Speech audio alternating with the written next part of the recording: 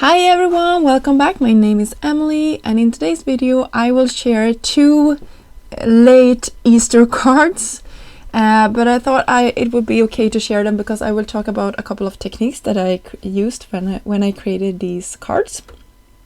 So first off, I took the main image from the sugar egg stamp set, and I wanted to create a background pattern.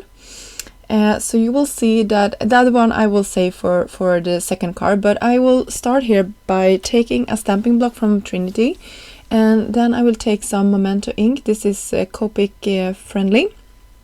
I just have a scrap piece of paper underneath because I know my image will go off the page and I don't want black ink on my desk. So you can see I'm just starting in the center, which I think is the easiest way to do this, because then everything else will sort of be spaced around it, which will be nice because everything will then be sort of fitting well on top of my page. So I'm starting in the hardest spots and then I'm working my way towards the easier ones, like this one sort of nestled in there. For giving these images some colors, I could have colored them in with my Copics, but I was lazy and wanted something fast.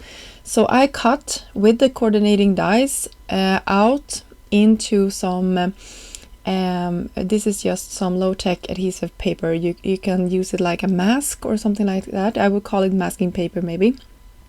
And I took 3 shades of color, so I have green and 2 types of blue, and then I just moved my paper and went over it with Trinity's blending brushes. And since this is a background, I don't mind that I'm going outside the lines. It's just gonna look like a pattern paper, and these blending brushes are really nice for smaller images like this. And then I just use a splatter stamp with black ink on top of it. For creating my sentiment, I wanted it to coordinate with my background colors, so I just took the brushes again on top of some white scrap piece of paper, and then I did the same order of the colors, and then I will be able to cut into this with the Simply Sentimental Easter dies, and I will have a perfectly coordinating sentiment. So that is a trick. I really like it, and I think this is a nice way to make your project match when you're using the same color. And sometimes you could use like strips of paper to attach together and do sort of a similar effect with this, but I think this was really nice and sort of soft, which I love against our background. And I also wanted a green border, but I didn't have a paper in my stash that I thought would look like the green I used on my little ducklings here. So I just took a marker, one of the Olo markers that actually are available in Trinity's shop, so I could list that down below for you. And you can see how nicely that is with just that green little border. If I had had the white, I think it would have looked a little bit too hard, so I like the softness of this green. And then we can raise the sentiment up with some foam just to give it some dimension and find a perfect little talking space for it, or place for it. And I also off camera heat embossed the rest of the sentiment, so we'll say Happy Easter. And I really like this. I think it's so cute, really sweet.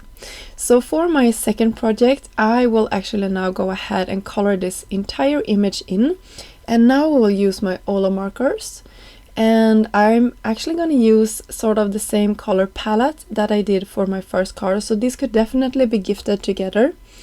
And you can see here I'm using 2 shades for all of my images, and for the gray here I just went in with a 0 marker and just blended everything out, and I really like how that turned out.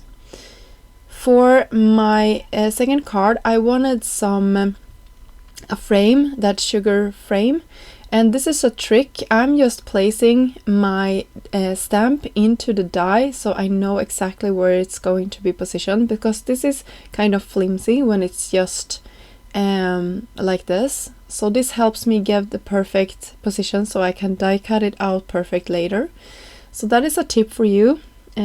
So many, I think, good tips in this video.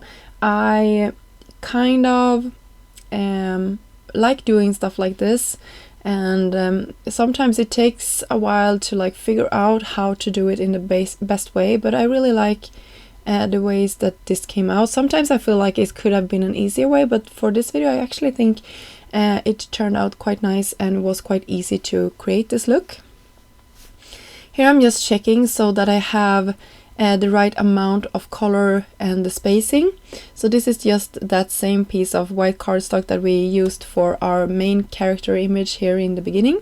And I'm using the same 3 colors, the same blending brushes, and I will make this coordinate and be the back place for my sugar egg. So you can see how cute this is. I'm just tucking it on top. And of course I have some foam. So I just have slivers of foam, and that will create some nice dimension. And we can have our little ducklings on top of this. And for creating our sentiment, I pulled out one of the stamp set from the same sugar egg builder die set, the stamp set I mean, and we can have that also. I thought this looked quite funny against my white background or card base. So I will pull out a cream colored card panel instead and just leave a little white border. I like the borders, I think it really makes it cohesive and nice. And then we can once more take some, I believe, foam to the back of this and then give it some dimension and raise it up. And then this project starts to be finished. So I like it. We could have had some black splatters in the background, right? Since we had that pretty hard sentiment, I think that would have been nice.